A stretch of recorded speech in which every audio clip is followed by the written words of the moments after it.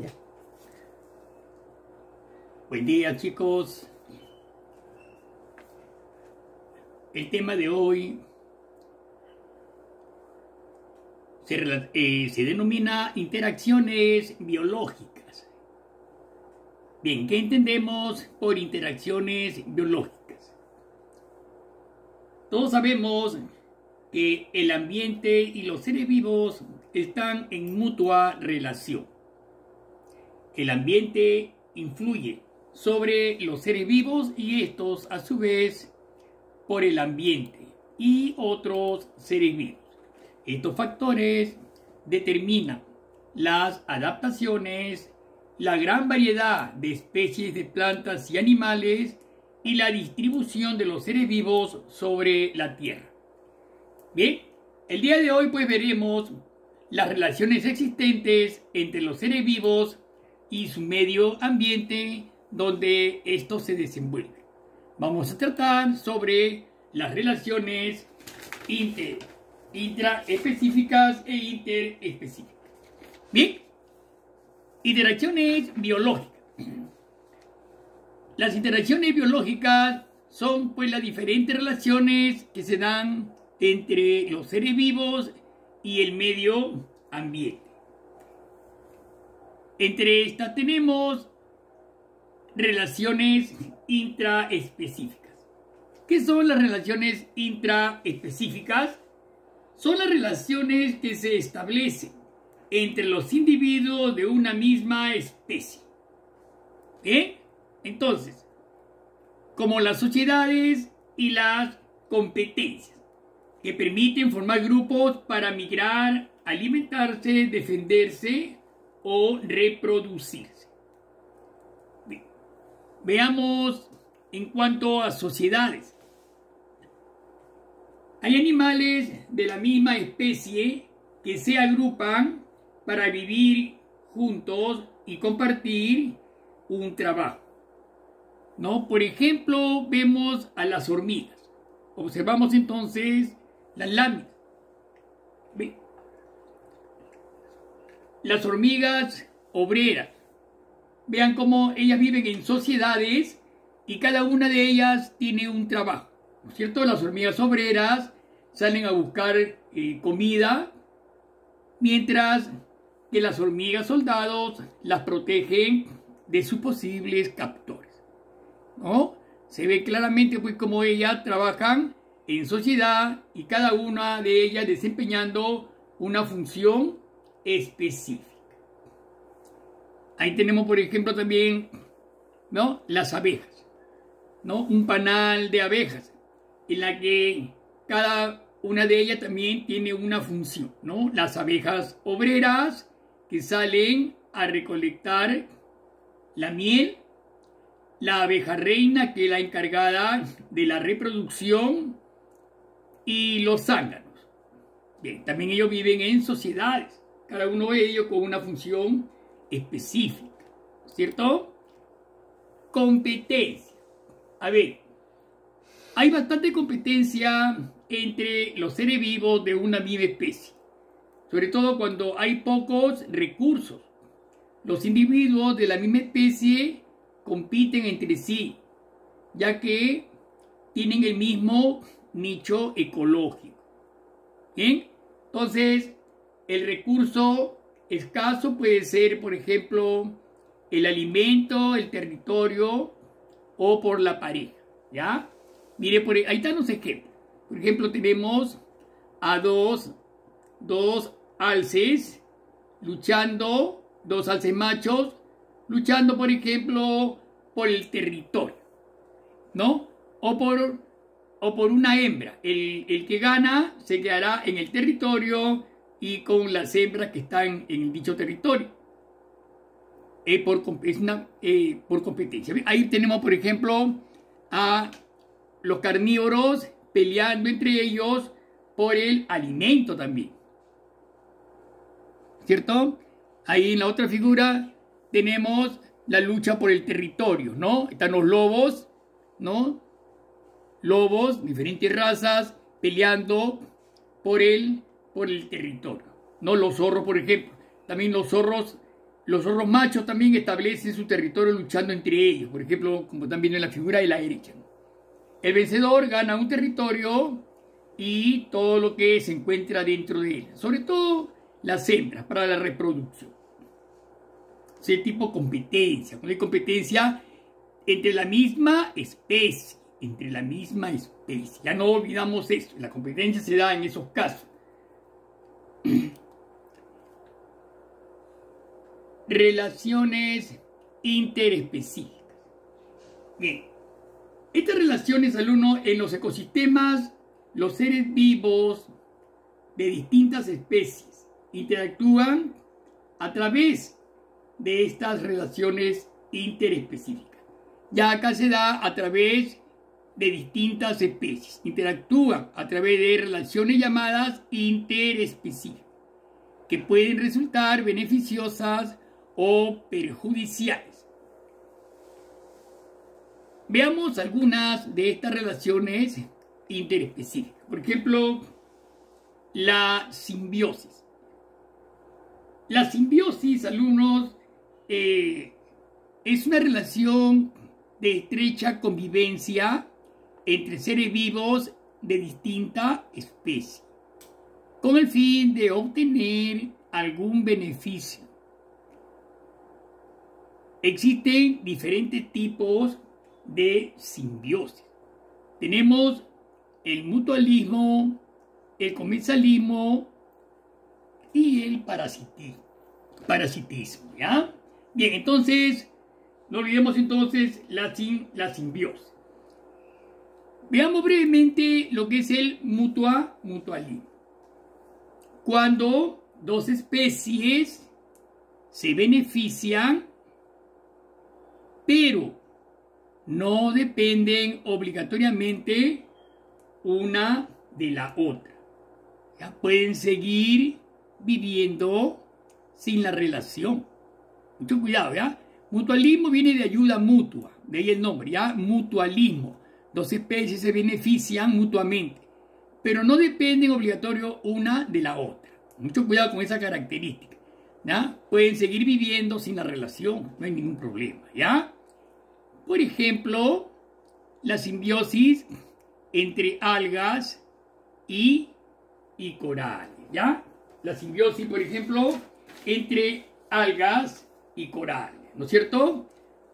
Los corales, como todos sabemos, son animales que crecen bien en medios pobres en nutrientes, gracias a su relación simbiótica con las algas. Están ellos unidos de forma simbiótica.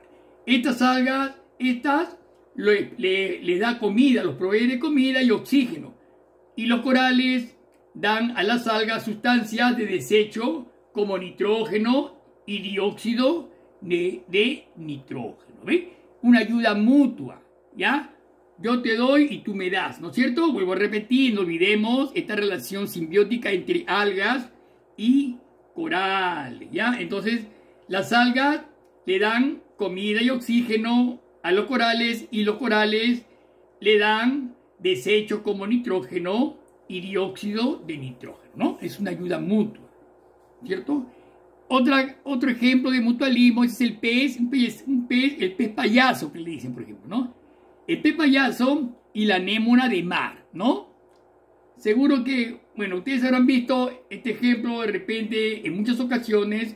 Vemos la anémona de mar tiene una sustancia urticante que paraliza a sus presas.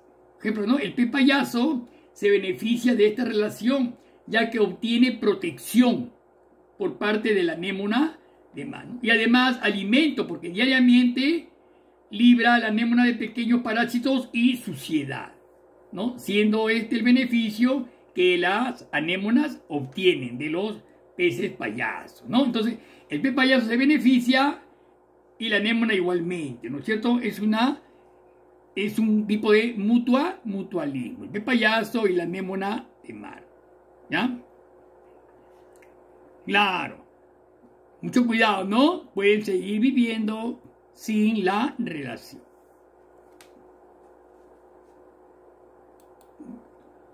B. El comensalismo. tipo del comensalismo, alumno, ¿no? A ver, por ejemplo, ahí tenemos, aquí llamamos comensalismo. Comensalismo viene de comenzar.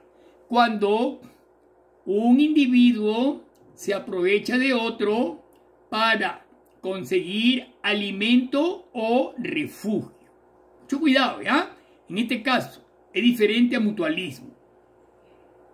Acá, un individuo se aprovecha de otro para conseguir alimento o refugio. El primero se beneficia y el segundo no se beneficia ni se perjudica.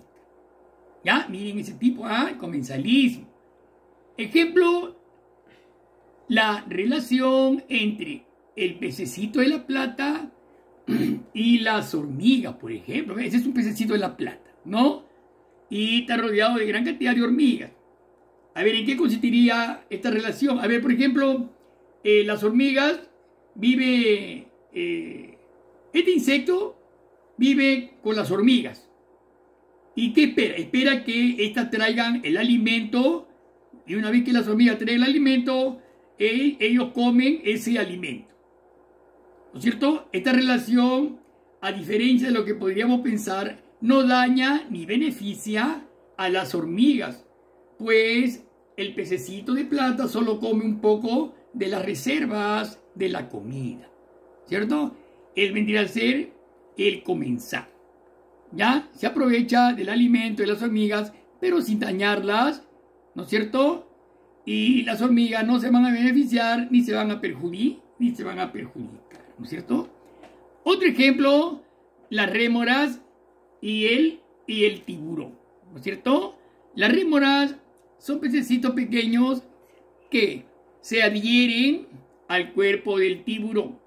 Cuando el tiburón se alimenta, deja ciertos desperdicios, ¿no?, en el agua, y estos pececitos se alimentan, ¿no? Se alimentan de esas, digamos, sobras de alimentos que deja el tiburón, ¿no? ¿Ven? Como los pececitos se benefician, pero el tiburón no se perjudica, ¿cierto? Es un caso de comensalismo, ¿ya? Mucho cuidado entonces con ese tipo. Otro caso, por ejemplo, le podríamos decir, a ver, por ejemplo, un árbol, por ejemplo, ¿no? La casa en el árbol, por ejemplo, digámoslo así. La casa en el árbol. Uno de los ejemplos, ¿no?, más claros de comensalismo es aquel en que un animal busca refugio en las ramas o troncos de los árboles. Por ejemplo, las aves, ¿no?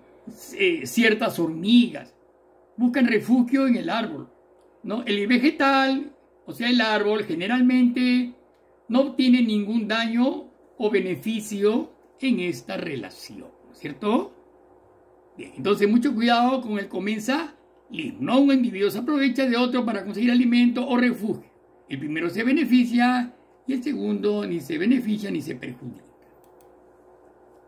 ¿Bien?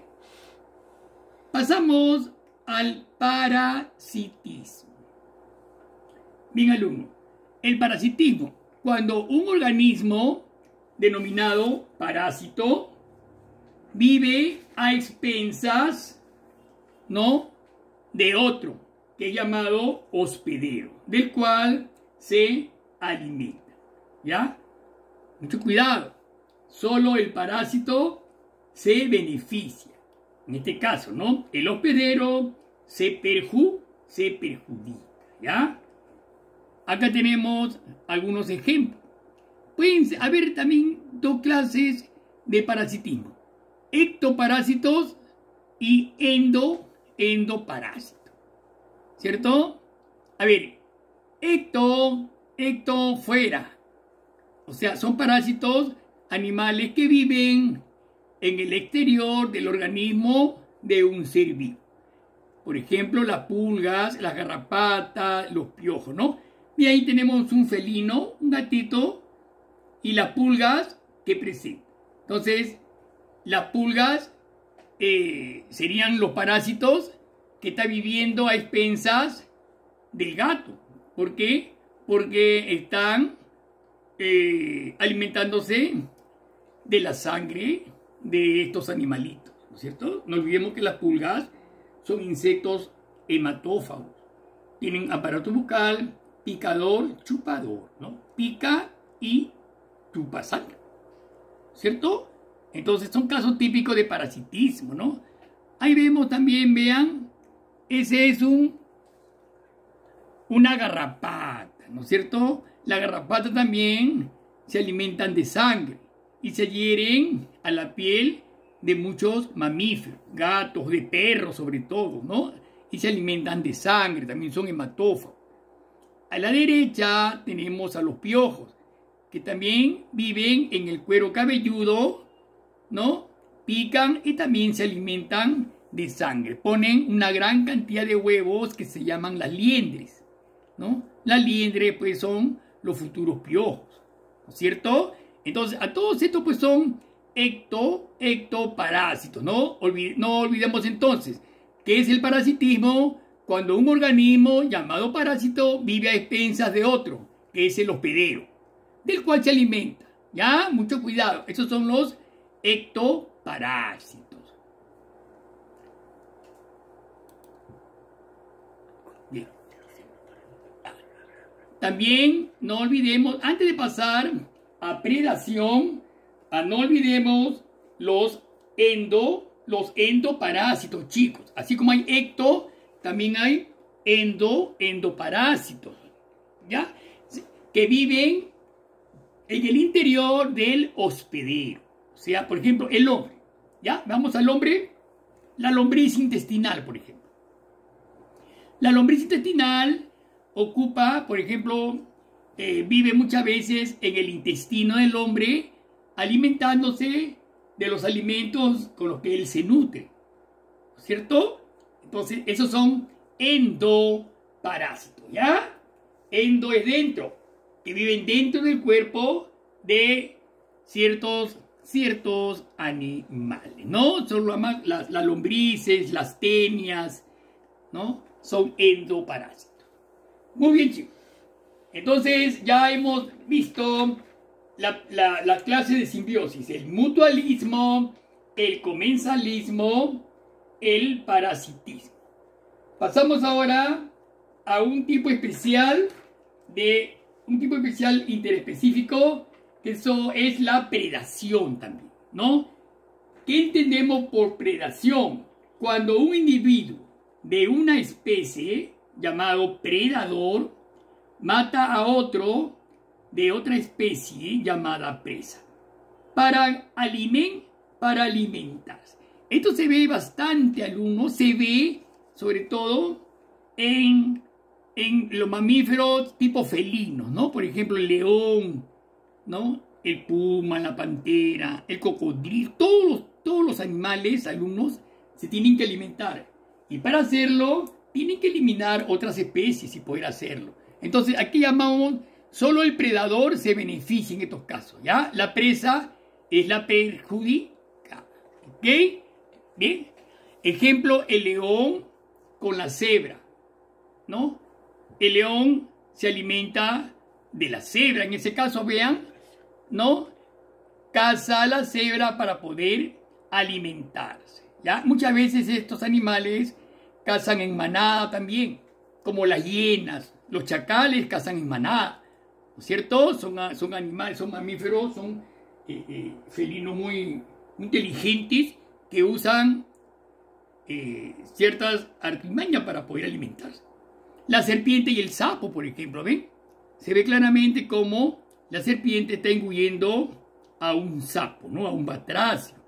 Esa es predación, ¿no es cierto? Ahí está, la serpiente es la predadora y el sapo es su presa, ¿no es cierto? Bien. Población. Ok. Alumnos, recordemos que una población está formada por individuos de una misma especie, ¿ya? Que habita en un lugar y en un tiempo determinado. No olvides, población, individuos de la misma especie. ¿A qué llamamos densidad? Densidad de una población. La densidad de una población se define como el número de individuos que habitan en una región por unidad de superficie o por unidad de volumen. ¿Ya? Ahí está la fórmula. Este concepto se expresa de la siguiente manera. Densidad igual número de individuos sobre unidad de superficie o volumen. No olvidemos, por ejemplo, ¿ya? El número de individuos que habita en una región por unidad de superficie o por unidad de volumen. Por ejemplo, voy a poner un ejemplo, ¿ya? El número, por ejemplo, el número de palmeras por hectárea, por kilómetro cuadrado o por metro cuadrado. Eso es la densidad, ¿no es cierto? Si se trata de una población acuática, se refiere al volumen, ¿no? Pues abajo dice unidad de superficie o de volumen, ¿no? Por ejemplo, el número de pejerreyes por metro cúbico. ¿Ok? ¿Ves? Son unidades de volumen, ¿no? Densidad igual número de individuos sobre unidad de superficie cuando es tierra o volumen cuando es agua, ¿ya? La densidad nos ayuda a comparar la cantidad de individuos que hay en las poblaciones, ¿ya? No olvidemos que las poblaciones no son estáticas, sino que el número de individuos aumenta o disminuye a través del tiempo, ¿no es cierto? El aumento o crecimiento de la población se debe a los siguientes factores. La natalidad, por ejemplo. La natalidad es el número de individuos que nacen en una población durante un tiempo determinado. La inmigración es la incorporación a la población de nuevos individuos provenientes de otras poblaciones, ¿no es cierto? Entonces, la natalidad y la inmigración suma a la población. Mucho cuidado, ¿ya? El nacimiento y la incorporación de nuevos individuos va a sumar a la población. En cambio, la disminución de la población se debe a la mortalidad, o sea, que es el número de individuos de una población que muere durante un tiempo determinado, y a la emigración, que es la salida de individuos de una población a otra, ¿no? Mucho cuidado entonces, ¿ya? Que el aumento o disminución de la población se deben a diferentes factores, como por ejemplo, como la cantidad de alimentos, por ejemplo, ¿no? Como la cantidad de alimentos, el espacio, la estación del año, ¿no? De repente es invierno, una bandada de palomas, de aves, emigra de norte a sur, porque en el norte ya hace frío y en el sur hace calor. Ellos van a emigrar, ya se llama inmigración, ¿no es cierto? Entonces, el aumento o disminución de una población se debe pues, a todos esos factores, ¿no? La cantidad de alimentos, o sea, no hay alimentos, ya se emigra. El espacio, un espacio demasiado reducido, entonces van a emigrar. La estación del año, etcétera, ¿no? Por ejemplo, cuando llega el invierno y los alimentos escasean, como le dije antes, muchas veces emigran a otros lugares más cálidos, ¿no es cierto? Bien, chicos. Bien, chicos. A continuación vamos a ver un breve video para que ustedes se den cuenta y para como quien reforzamos el tema sobre estas relaciones entre los animales y el medio ambiente. Cómo los animales se desplazan por diferentes territorios y en el camino se encuentran con otros seres vivos. Veamos cómo son estas relaciones. Me gustaría saber qué piensan ustedes acerca de qué diferencia hay entre estudiar a un animal en su ambiente natural o encerrarlo en un laboratorio.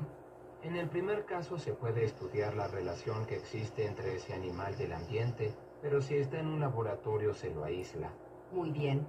A veces el estudio de un organismo requiere que el investigador lo aísle para poder estudiarlo mejor, pero debe de tener mucho cuidado cuando interprete los datos obtenidos, ya que debe tener en cuenta que ese organismo no está en su hábitat natural. ¿Y pueden ser diferentes los resultados del experimento si se hace en su medio natural o si está aislado? Sí, pueden cambiar mucho. Ustedes saben que todos los organismos naturalmente interaccionan con su medio ambiente. Con el ambiente abiótico y con el biótico. Y a veces esta interacción puede ser beneficiosa y favorecer la supervivencia del organismo. ¿Y otras? lo puede perjudicar, ¿no? Claro, inclusive eliminarlo. Por otro lado, si hablamos del ambiente biótico, debemos diferenciar si se trata de una interacción con organismos de la misma especie, llamada intraespecífica, o bien entre especies diferentes, conocida como interespecífica. Por ejemplo, el león que defiende su territorio de intrusos de su misma especie es una relación intraespecífica.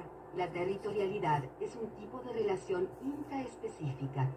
En general, este tipo de interacción se produce por la competencia por un recurso que es limitado, por ejemplo el alimento, el espacio o la cópula con las hembras, y produce una desventaja a los competidores. Pero no siempre la interacción entre animales de la misma especie es perjudicial. Claro, no siempre. Puede ocurrir que exista una cooperación entre los individuos para un bien común.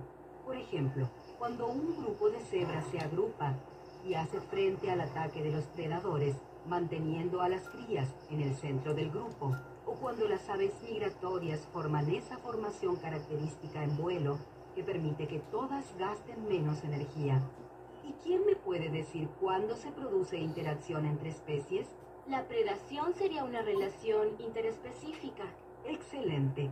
La predación es un buen ejemplo. ¿Quién se perjudica y quién gana en este tipo de relación? Pues el predador es quien sale ganando. El parasitismo es otro ejemplo de relación interespecífica. En este caso, el parásito es el que sale beneficiado de esta relación. Pero lo importante en este caso no solo es que uno de los dos se beneficie, sino que el otro se perjudica. ¿Por qué es importante? Porque si los dos resultaran beneficiados de esta interacción, entonces estaríamos hablando de mutualismo. Pero, cuando los dos se benefician, ¿no se llama simbiosis? Lo cierto es que la palabra simbiosis proviene del griego y quiere decir vivir juntos. Claro, solo hace referencia a vivir juntos, pero no detalla si es perjudicial para alguno o cuál es el beneficio. Por algún motivo y de manera casual u obligada, dos o más individuos de especies diferentes viven en estrecha relación. Así, además de la competencia y la predación, dentro de una relación simbiótica, ambos pueden resultar beneficiados. Entonces se habla de mutualismo.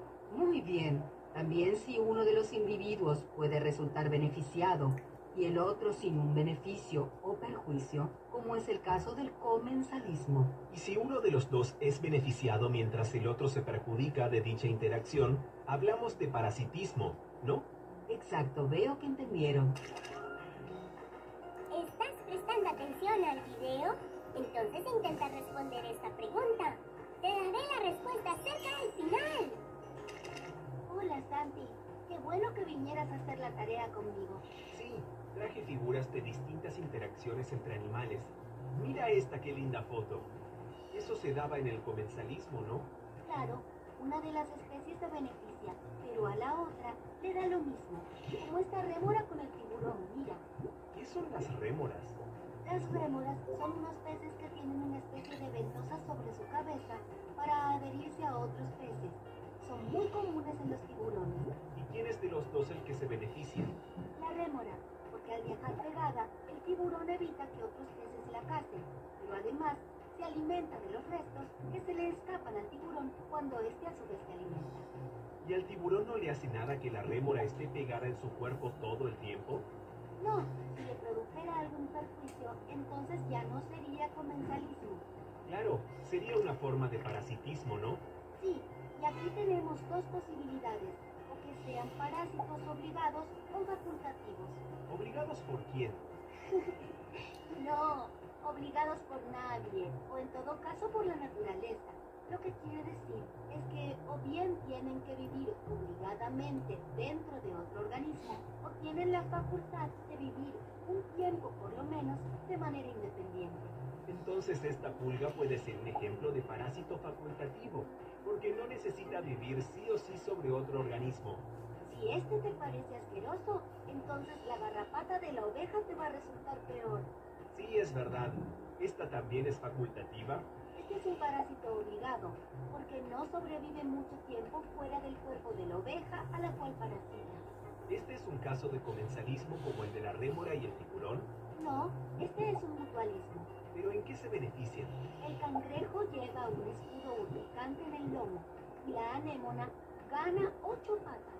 La anémona es un animal que no se puede desplazar, salvo que la lleven, como en este caso. ¿Y qué gana viajando?